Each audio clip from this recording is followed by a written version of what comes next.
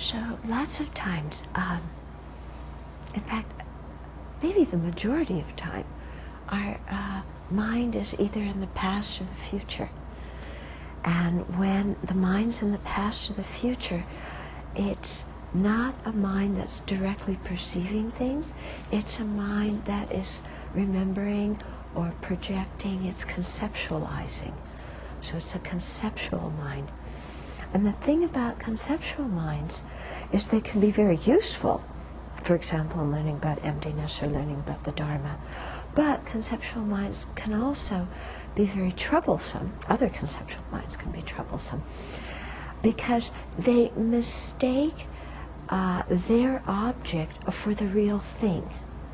So for example, when we're thinking about a certain person, we think that what we're perceiving, which is just the image in our mind of the person, we confuse that and think it's the actual person.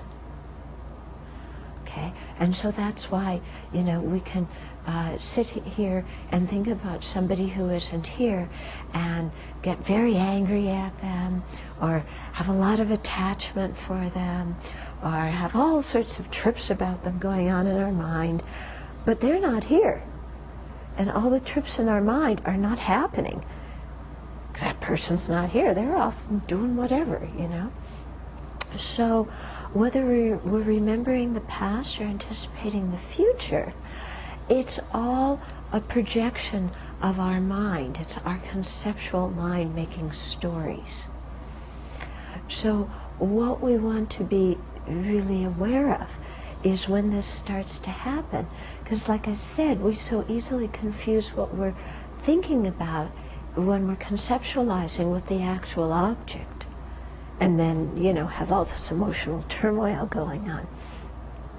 So, so we want to, when we notice our mind is doing that, to bring ourselves back to what's happening right now. Yeah? And not get so lost in our thoughts, but to bring ourselves to what's happening now. And because it's quite interesting, if we take life moment by moment in that way, every moment can be good, because if you think about it right now, we're sitting here in this beautiful place in the Abbey with really kind people. And so let's be here and not let our mind go into the past when this and that happened and I feel so sad and I'm so hurt, or go into the future of, oh, I wonder what's going to happen here and I'm worried and I'm anxious, But let's remember that we're in a place where we're safe and we're happy and we're kind, with kind people right now. Now the mind's going to say, but what about when I'm dying? Then, or what about when I just had a car accident? Then everything's going to be really bad. So I better think about that. But if you think about, when you're in those situations too, if you just stay in the moment that's happening, your mind's going to be much calmer. Because what is it that throws our mind into, pandemonium when we're sick or there's an accident or we're dying or something, is the fear of the future.